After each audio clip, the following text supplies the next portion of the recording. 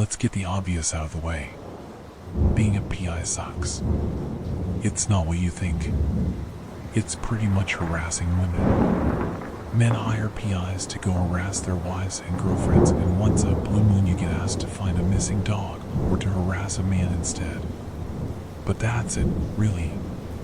Sometimes I'm looking for hard evidence of infidelity, but a lot of the time my clients just want to rattle the soon-to-be ex.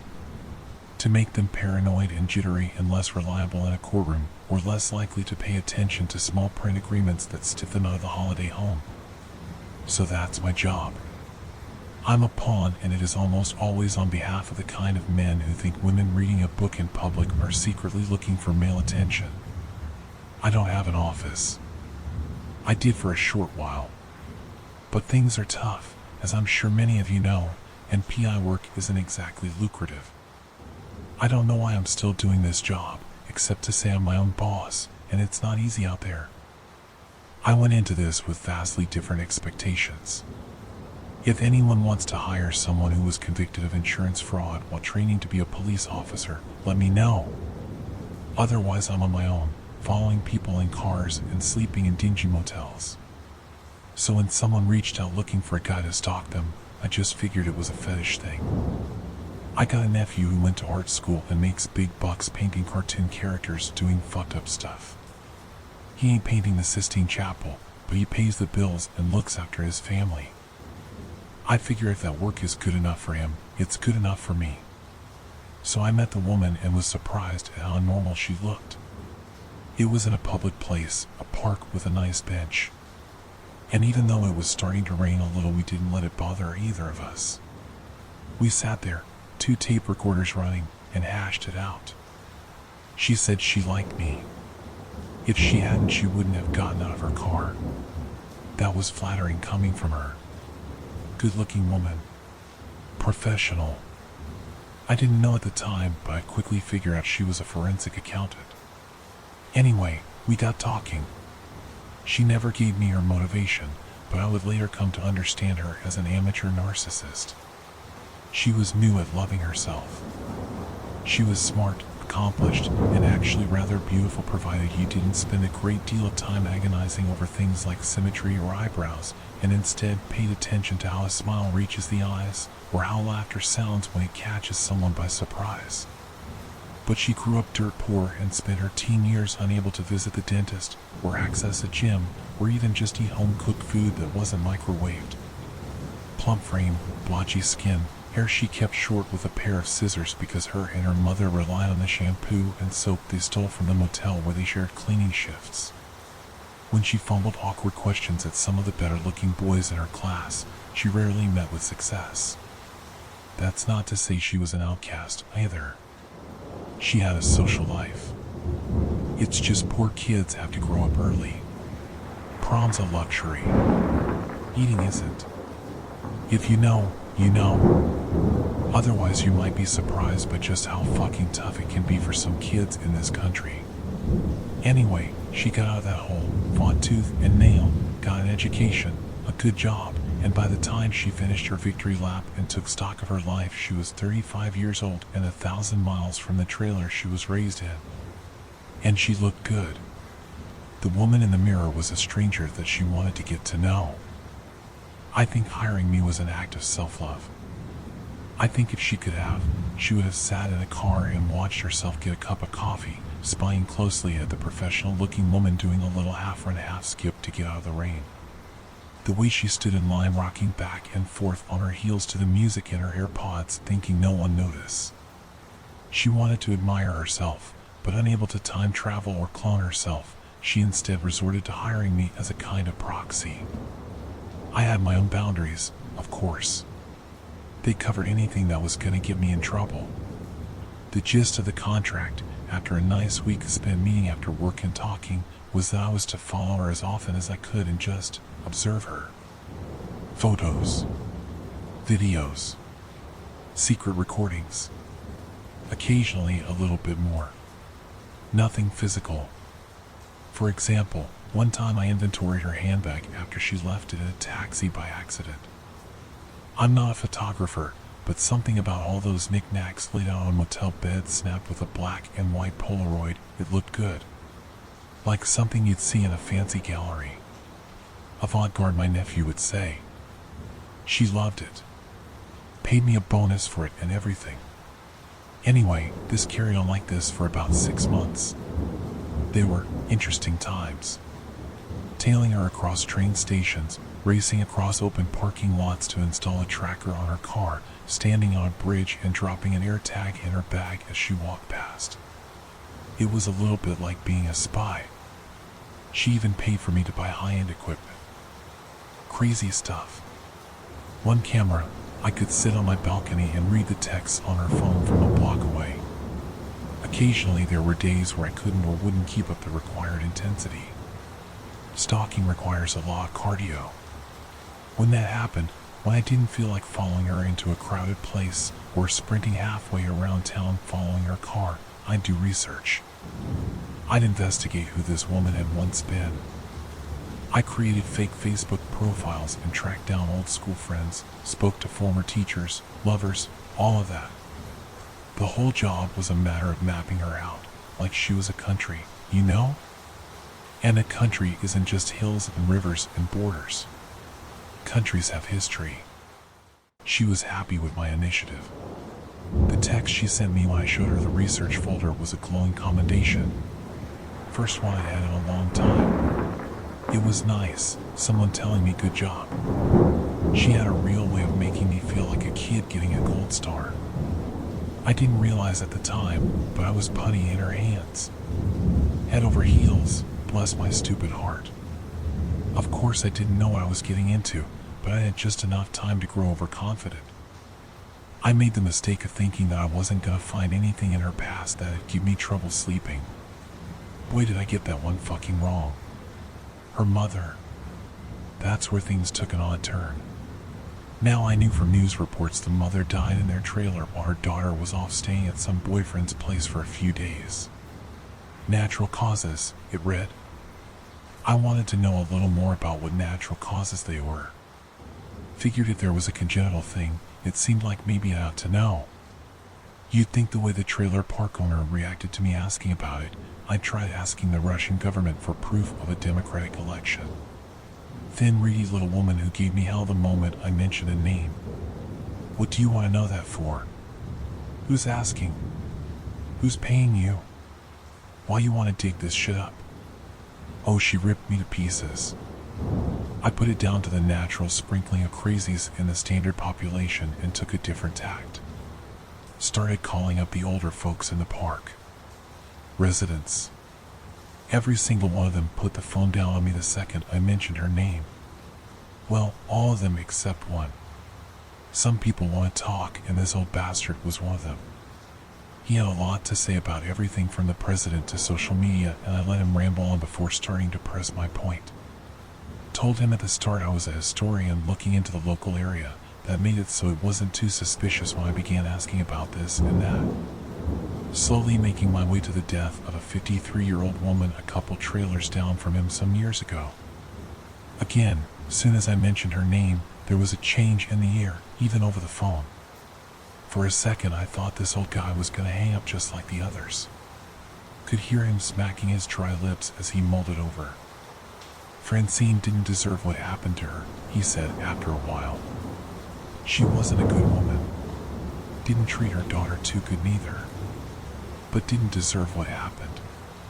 Maybe if they'd found her earlier, some of those fellas in white coats could have got more evidence, put that little wretch of hers away. But from what I understand, weren't much left of her at all. Then he hung up, leaving me with a whole lot of questions. This frustrated me. I had, until now, had a fair bit of luck at this new profession of mine. They say be careful what you get good at. Sad truth was, I was getting good at stalking, and this was my first real roadblock. I remembered the way I felt when she told me good job, and it bothered me I couldn't really say much about this critical part of her life. That and, well, maybe I still got a chip on my shoulder about being a failed policeman. If you give me a problem, I can sometimes drive myself crazy looking for a fix. So I hopped in my car and drove to the trailer park, damn near on the other side of the country. Don't know I was hoping to find. No way the trailer was still there, and it wasn't. But what I found odd was the lot hadn't been replaced. There was a hole in the ground about the right size, and nothing else. Just an empty spot where the trailer had once stood. And the trailers on either side weren't occupied either. I could tell by politely and legally looking through the windows. Most of them were cleared out, but a few weren't. They still had plates and other knickknacks left hanging around, like the owners had left without bothering to pack. You shouldn't hang around there, mister. The girl who appeared stood a good 20 feet away, shouting over the wind so as to be heard. Smell can make you awful sick. I wrinkled my nose, aware of the odor she was talking about. Had been since I approached the empty lot. A faint musty smell that made me think of an exotic pet shop. What do you mean? Smell makes you sick, she said like it was self-explanatory. Woman who died there left behind an awful stench. Made the neighbors sick. And the neighbors' neighbors, and so on for a couple trailers in a row. No one likes to live there now. Still can't. Had a couple move in a year or two back and they got sick too. Daddy says it's a bad one. Not even rats go near that hole. The smell wasn't pretty, but this trailer park looked like the kind of place where hubcaps went missing regularly. Figured they would have been used to bad smells. What made this one so special? I looked over at the girl. Where's your dad? A few minutes later, and I was stood outside a trailer waiting pensively. The little girl had disappeared inside to fetch her father, and since then I'd been sat listening to the quietest trailer park in the whole world. Crickets and silence. Traffic on a distant highway. Place was dying, that much was clear. When the father finally did make an appearance, he said nothing for the first few minutes. Lit a cigarette, offered me one. I refused on account of having quit some time back. After a while he spoke up. I'd invite you in, but if you've been hanging around that old lot, not sure I want you inside my home. No offense. None taken, I replied. Sally says you're a historian. The man wasn't terribly old. Mid-30s, at a guess, but he looked me up and down like I was a teenager caught throwing eggs at his house. What are you really? PI, I replied. Ah, now that makes sense. Some relative looking for answers? Heard the Hendersons had a sister with money. That's exactly it, I lied. She didn't buy the official story. Nor should she, he replied. Henderson was fit as a fiddle day he moved in. Weren't no justice in what happened to those who got sick. And poor Francine. They say she died of natural causes. Man, even back then I knew it was shit and I was just a little kid. The smell alone. Think it's bad now, but at the time, before they came in with a crane to lift the trailer up whole and move it to the dump. Shit, it was something awful. There was talk of moving the whole park. Of course, no one gave enough of a shit about us to go ahead and actually do it. What did she die of? Don't know. Only thing I am sure of is that girl of Francine's lied. Said her mother was live and well when she left before the weekend and they was all on good terms, but that was bullshit. We heard him fighting for weeks before, for one. And of course the body, state that was in, ain't no way it had been rotting for just a few days. He offered me another cigarette. I refused. He lit it up instead. Second one in what felt like just a few minutes. Made me itchy just to see. I wanted to say something, anything to get a little bit more. But I told a big lie pretending to be there on someone else's behalf and didn't want to catch myself out, so I just sat and listened to the quiet buzz of his little patio light. After the second cigarette was done, he reached into his back pocket and took out an old photo. I hope you find justice for Henderson and the rest of them, he said. Only real bit of proof I ever had something fishy went on. He handed me the picture. Wasn't easy to see what I was looking at. Pile of old leaves, maybe. Mulch. I squinted at it for a few good seconds but couldn't make heads or tails of it. What? Took that the day they arrived to get rid of the trailer. Had to stand on my friend's shoulders just to reach. What is it? I asked, my skin starting to crawl as I picked out details. Whatever I was looking at, it was slumped on a sofa with floral wallpaper in the background. It was about the size of a man, but riddled with holes and cavities the size of golf balls.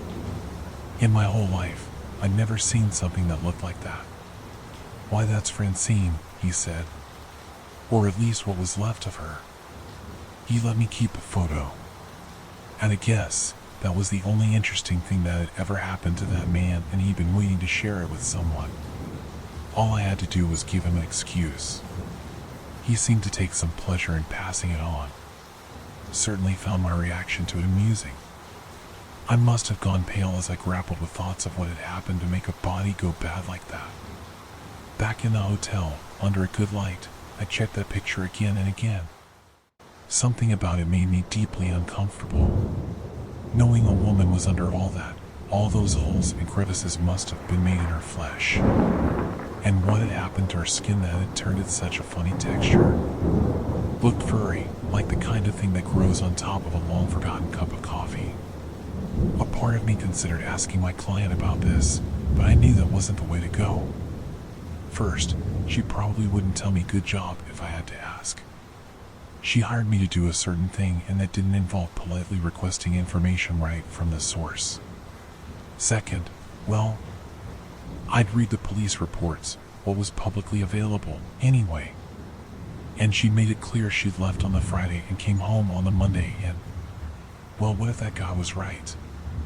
Did she really leave her mother alive and well? I mean, people kill. Not just psychos. People like you and me. We do it every day, and sometimes we even pull it off. Only half of U.S. murders get solved. That's a fact. If anyone could be in the right half of that equation, it'd be her. She was smart as hell, my client. Even at 17, she would have been a clever one.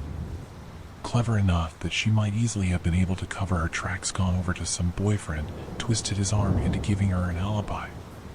Sure, I could see that. I just needed to figure out what the fuck was going on with that crime scene in the trailer.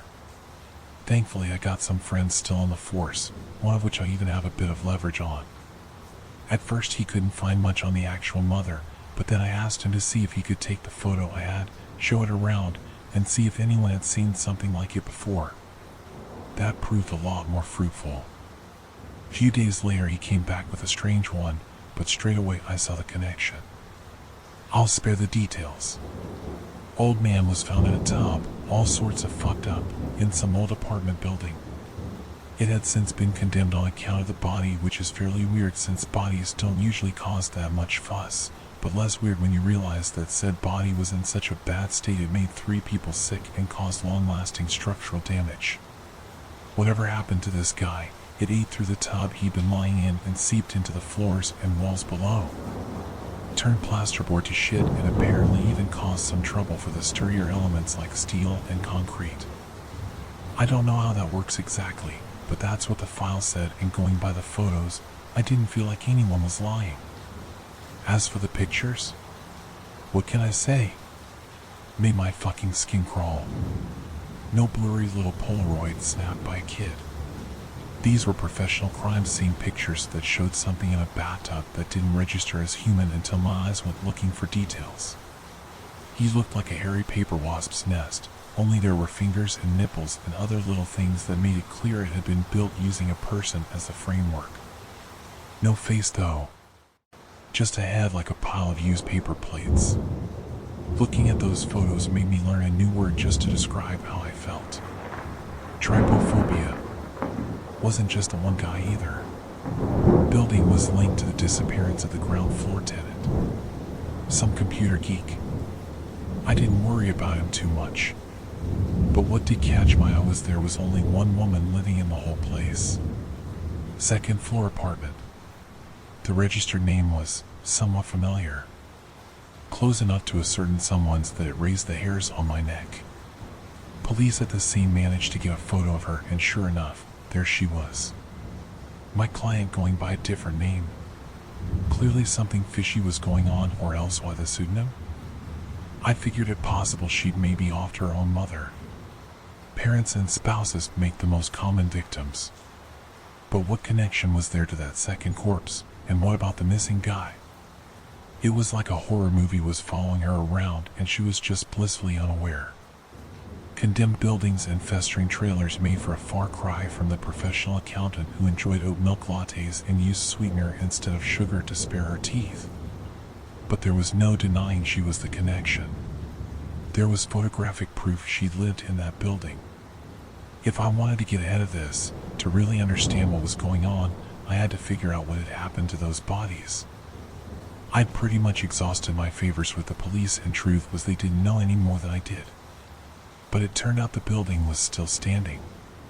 Condemned, but they hadn't demolished it, partly because no one wanted to take responsibility, but I reckon it might have had something to do with the biohazard warnings slapped on every single window and door. Good thing I brought a gas mask. I waited for sunset, geared up, and entered through the unlocked door.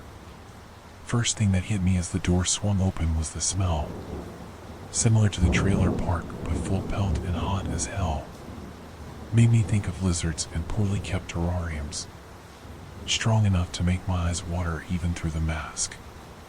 One thing was clear as I took a look around the hallway: the building was diseased. Not just run down or decrepit like the usual urban decay. This was something else. Looked like the inside of a clogged pipe.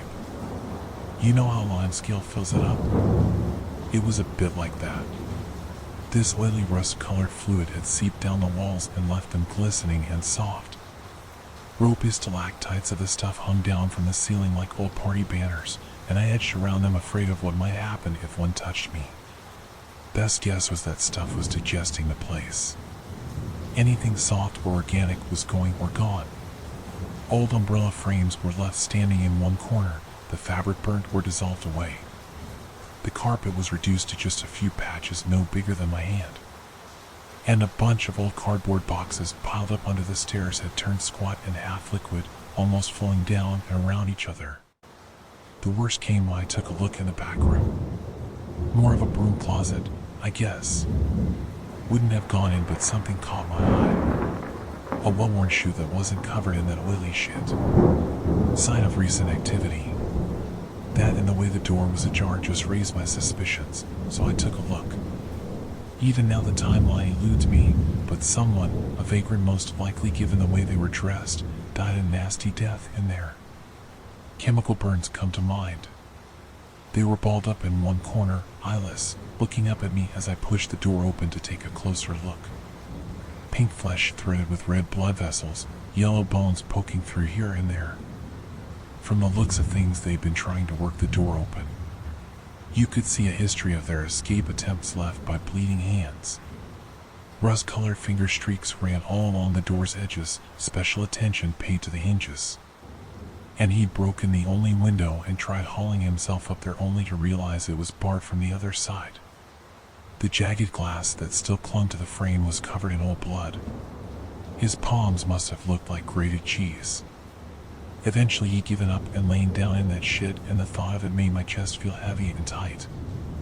I'd only been in the building a few minutes, and that shit was already eating through my shoes. I could hear the thick rubber soles sizzle and pop with each step. But that guy had been forced to sit down in an inch-deep puddle of the stuff, likely because exhaustion had left him no choice but to tough it out. So how long had he tried staying upright? Hours? Days? Weeks? Him getting stuck in there had to be deliberate. I was sure of it. A feeling in my gut. Someone had locked the door behind him and left him to die slowly.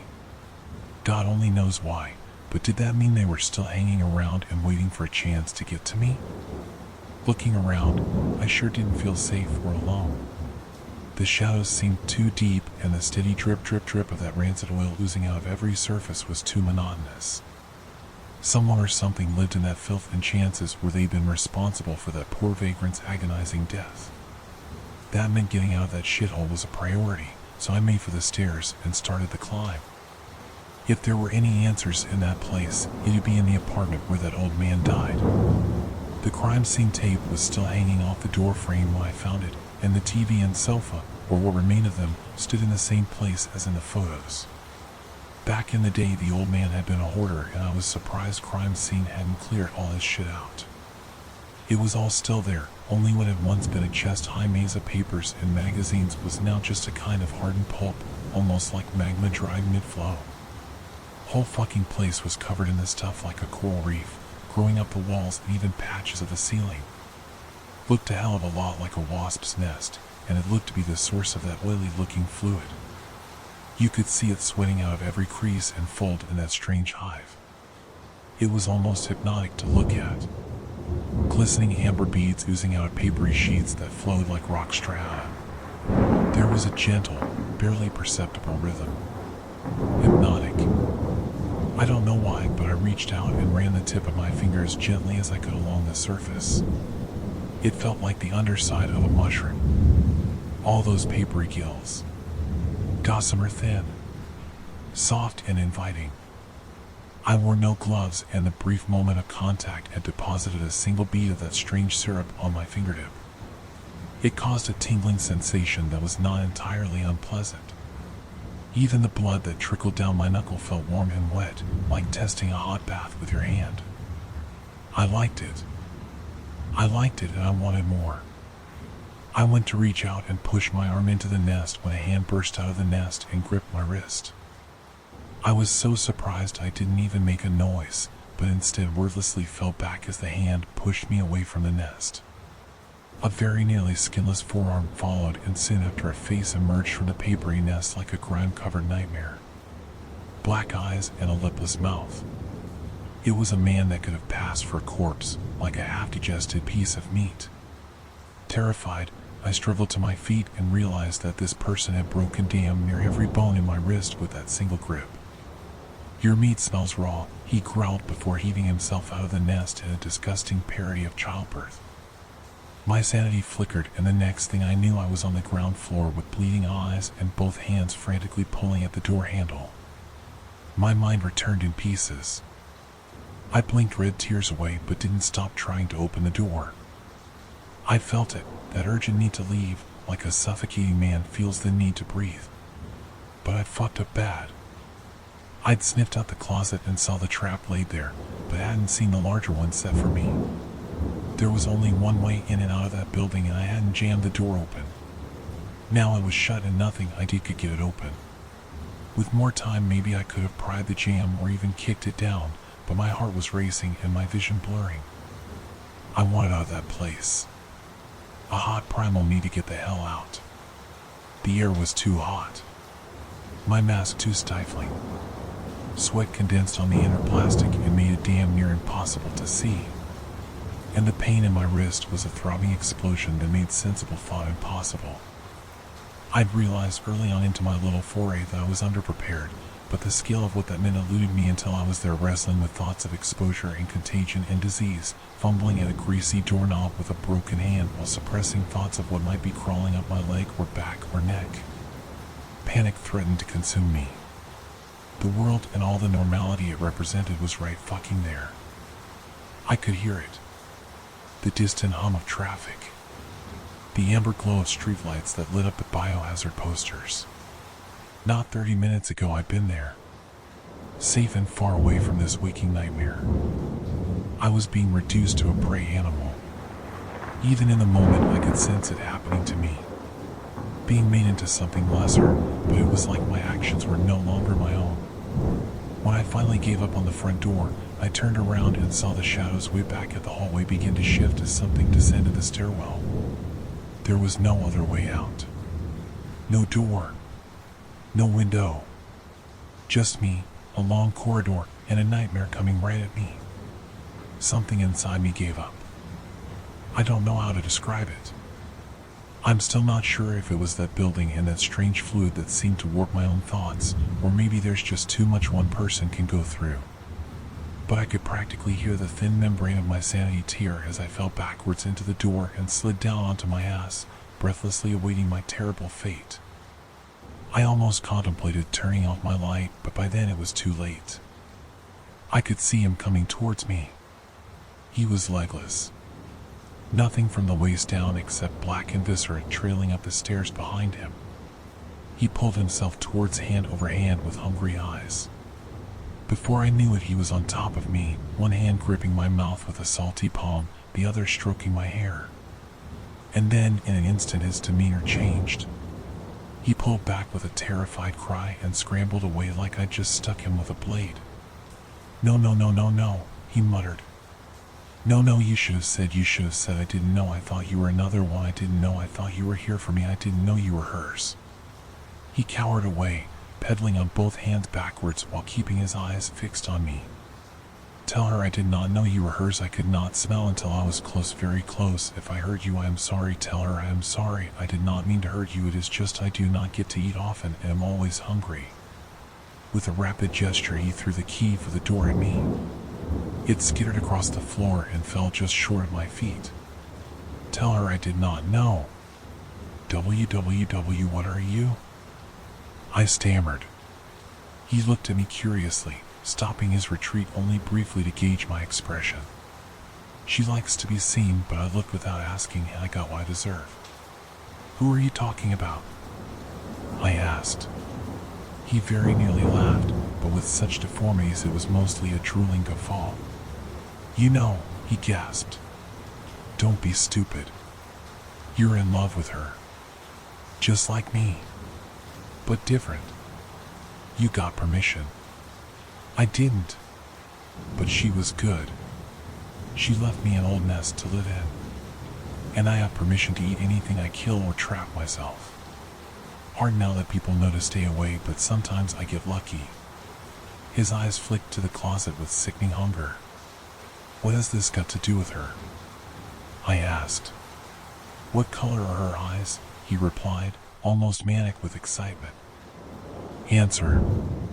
Answer. Tell me. Tell me. What color are her eyes? Gee.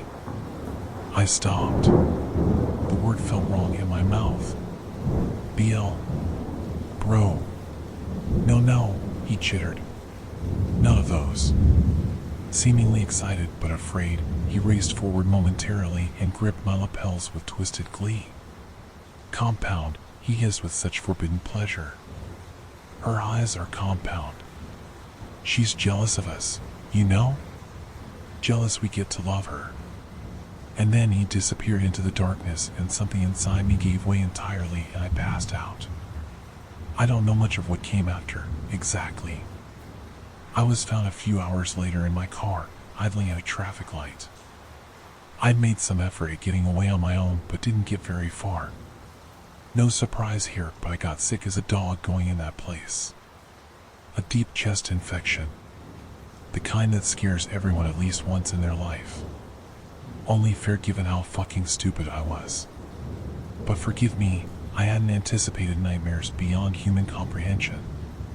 I challenge anybody to think that fucking far ahead. You think junkies. You think flies. Squatters. But that guy, that man slipping out of the nest and barreling towards me on two hands.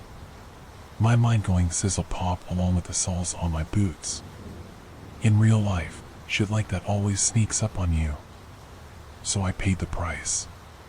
6 months. Jesus. 6 long months. I got every fever you can think of. Sepsis. Kidney failure. Liver failure. Month after month drowning in my own fluids, coughing up shit that made the nurses gag and leave. I asked the doctor what the long-term effects would be, and he winced before reading a list of things that didn't leave much hope for a happy retirement. And if it was hard on my body, it was even worse on my mind. Those fever dreams, doctors say what I remember in that building, that was all just part of the sickness. Say I spent a good 3 days in a coma and strange dreams are the norm. Which I might accept if it weren't the fucking skin graft still healing on my right hand. No one can explain that. My client visited. Just the once. There are universally sad moments in life, and one of them is realizing someone you have a lot of affection for doesn't have it back. They have some, just not the same amount. It was always one way though, wasn't it? I saw her every single day, but if I was doing my job right, she only saw me once a month for our meetings.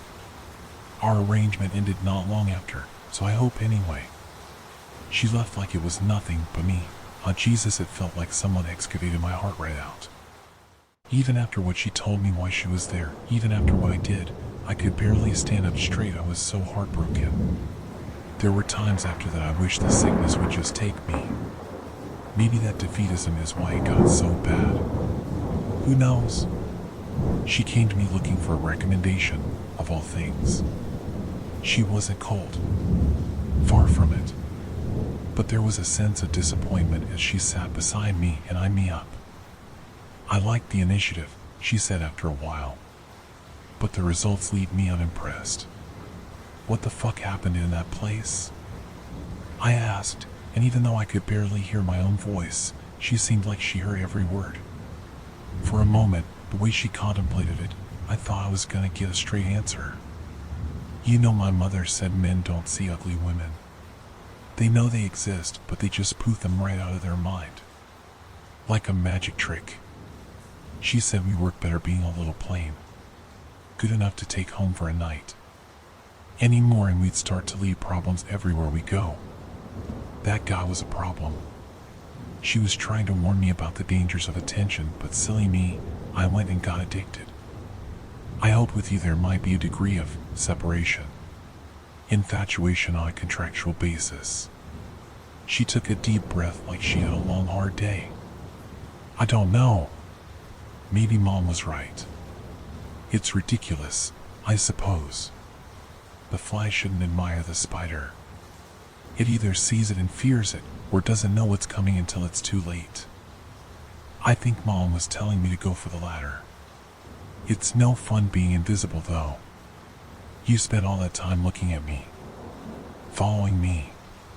What did you see? I looked at her until my eyes watered and something throbbed in my skull. I don't know. I tried to lie. Be honest. She looked right at me and something in the air changed. I don't know what. Hot. Jesus, it was hot. Like looking at the sun. I remember the heart rate monitor going nuts, and then I remember gossamer wings and serrated chitin. A tick on the inside of your cheek. A leech on your tongue. A horsehair worm that won't leave the skin. And then an instant later my eyes refocused and there was just a normal woman in front of me. Someone I could have loved, I answered, unable to stop the words spilling like vomit. Someone who I thought deserved love. See, she said. Who wouldn't like your version better? I was crying again. Heart racing. World like butter, going soft at the edges. Whatever she did, it was like undergoing brain surgery in real time. I'd like a recommendation, she said after another minute or two of silence. I'd like to see myself. I look in the mirror and I don't see what you do. I'd like an artist to paint me. A version of me, at least. It won't be easy on them. All this time you've probably looked directly at me for no more than 5-10 minutes in total. Just didn't realize it. Always the back of my head or my hair obscuring just so. That won't do. I want a portrait. I want to know what you see. What will you do to them? I won't do anything. Not intentionally. But if you ask someone to paint the sun, expect them to go blind. Whoever paints me will be painting the sun in their living room. Going blind is the least of their problems. Now, fess up. You know someone. You mentioned them once in passing. A cousin, maybe. An artist in need of cash. I'm sure of it. Why would I tell you anything? Because you love me, she said. And because despite everything you will get better and you will come back to me. Year or two, I think. You are adamant I have no hold on you, and you will think that for a long time. And this period of freedom, You'll enjoy it only by my good grace and mercy. You did a good job. Better than any before. I've read your notes and reports over and over and seen details of myself I didn't even know were there. It's a thing of beauty, what you did. And one day soon you'll come back to me with some excuse for why you want the contract to continue. I tried to spit the word never, but managed, at best, a weak shake of the head. Something that put a most peculiar smile on her face. It doesn't work like that. It'd be like trying to brute force your way through Alzheimer's. You'll be back. Even now you're mine. All mine. I'm just being gentle. And you're going to give me the name and number of this artist, because even though you know I could no more love you than a spider loves the fly, you were desperate to please me. Because when I broke the man in that apartment building, when I tore him in two and told him that he would live for as long as I desired, writhing without air for years and years, drowning in sickly fluids and trapped helplessly in a hive he is determined to maintain even though I wouldn't be caught dead going back there. He was grateful. And, with time, you'll be grateful too. She put the pen in my hand. She smiled, mouthed the word good boy, and God help me. I gave her my nephew's number,